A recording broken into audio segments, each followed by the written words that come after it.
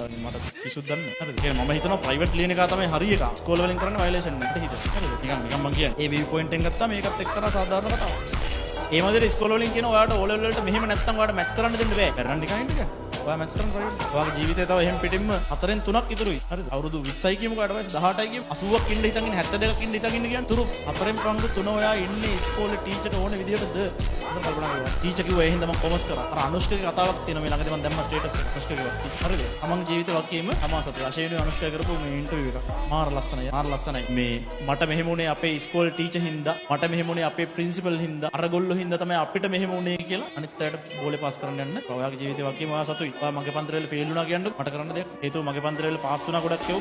ඒ ගත්ත ගොඩක් කියවු. හරිද? මම ඒ අවුරුද්දේ ඒ සාමාර්ථ ලේඛනේ B සාමාර්ථ ලේඛනේ print කරනවා. සමහරවිට ඔයත් එක්ක මම කතා කරන්නේ නැති වෙයි. ඔයා ෆේල් දෙන හා. මං ඉන්නේ ඔයා වෙනුම් කිව්වොත් ඔයා තමයි මේ අවුරුද්ද එකේ ගිහිල්ලා වෙලා මහන්සි වෙලා මගෙන් ගන්න දෙන සපෝට් එක අරගෙන ඊට පස්සේ ඔයාගේ ගෝල් එකට යන්න ඕනේ. මම එන්නේ ඔයාට ඔක් කියන්න. අර අම්මලා තාත්තා ඉන්නේ. ඔයාට මේ වෙලාවේ A level කරන එක සම්බන්ධයෙන් අම්මලා තාත්තලා බලපෑම් කරනවා නම් අන්න ඒගොල්ලොන්ට එක පුළුවන් නම් කන්වින්ස් කරලා ඔය කරුණ ටික පැහැදිලි කරලා කියන්න. හරිද? ඉස්කෝලේ ටීචර් කියනවා මැත්ස් කරන්න එපා මේ පුතා ෆේල් වෙයි. ඒක නිසා අපි ආර්ට් කරමු. අම්මා කියනවා ඒක තමයි පුතේ ටීචර් කියන එක අපි ආර්ට් කරමු. එහෙම බා. අම්මලා තාත්තලා නමනවා ඔයාලගේ පැත්ත. හරිම කැතයි. මම නම් කවදාවත් වෙන මිනිස්සෙක් ජීවිතේ මම ගෝඩ් නෙමෙයි. හරිද? මම ගෝඩ් නෙමෙයිනේ. මම වෙන මිනිස්සෙක් ජීවිතේ මට ඕන විදිහට ලියන්න try කරන්නේ නැහැ. කිසිම වෙලාවක. මං ගාව වැඩ කරන කොල්ලෙක්ටවත් මං කියන්නේ නැහැ උඹ මෙන්න මෙහෙම කරපන් මට ඕනේ හින්දා කියලා. හරිද? එහෙමවත් මං කියන්නේ ඒත් මං උගෙන් අහනවා මල්ලි හෙට මුකුත් ඔයාලට වැඩක් නැහැ නේද? අවුලක් නැහැ නේද? හෙට මෙහෙම වැඩක් තියෙනවා කරලා දෙන්න පුළුවන්. මං ඒත් හිතනවා උගේ මොකක් කර වැඩකට කෙලවෙයි.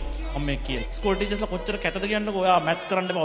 ඔයා මූණ බලලා කියනවා. ඔයා නම් කොමර්ස් මූණක් තියෙනවා. කොමර්ස් කරා. එහෙම කොහොමද කියන්නේ? හරිද? එහෙම කොහොමද කියන්නේ? අපි කොහොමද අනිත් මිනිස්සුන්ගේ ජීවිත තීරණය කරන්නේ? කොන් වෙන්න එපා. හරිද?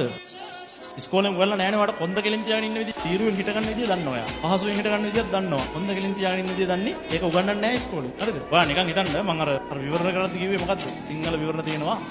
කවියක් දීලා කවිය හොඳයි කියන්න තියෙන්නේ. ටොටගුමේ ශ්‍රී රාහුලේ මිලියනවා මොකද්ද? තලලිහිණියෙක්ද කවුද? එක තැනක ගන්න මොකද්ද පණිවිඩය අරන් යනවලු. එතනකොට අඹ වණයක් තියෙනවා වෙනවලු ගෑනු නානවා වෙනවලු. දැන් අපි ලිව්වොත් ආමුදුරන්ට වැඩක් නෑනේ ගෑනු නානේ වගේ ඉවරලා අපිට ලකුණු හම්බෙයිද? මම නිකන් කියන්නේ. හරිද? අපිට ලකුණු හම්බෙන්නේ නෑ. සිස්ටම් එක හදලා තියෙන්නේ කවිය හොඳයි කියන්නේ. ඔයාලට ඉස්කෝලේ සිංහල සර් උගන්වන්නේ මොකද්ද? සුපිරි කවියක් පුතා. මේ අපිට මේ රචකයාගේ මේකෙන් පෙනී යන්නේ ඌට මෙන්න මෙහෙම බවයි. කවදාවත් තියෙන සිස්ටම් එක විවේචනය කරන්න ඔයාලට ඉස්කෝලේ උගන්වලා නෑ. ඔය විදිහට පොඩි එකාගේ ඔළුව ෆීඩ් කරපුවාම නිතර ඔය වගේ දේවල් වලින් ඌ ඊට පස්සේ A level ප්‍රයිවට් කරන්නවත් නෑ ඌ බයයි. ඇයි A level ප්‍රයිවට් කරේ නැත්te කියලා අහපුවම ඌට පස්සේ තමයි කල්පනා වෙන්නේ අවුරුදු 25ක් 30ක් වුණාම අපරාධ A level කර හිටියා අවුරුදු ගාණක් අනිත් උන් කියනේ මහල්. එතකොට අර වගේ කතා කියන්න හිතනවා මොකද්ද? අපේ ප්‍රින්සිපල් හින්දා තමයි මට මේ වුනේ. කියලා කියන්නේ. මම අද උඹලට පාඩම ඉගෙනනකොට වඩා වැදගත් එකක් මේ කරේ.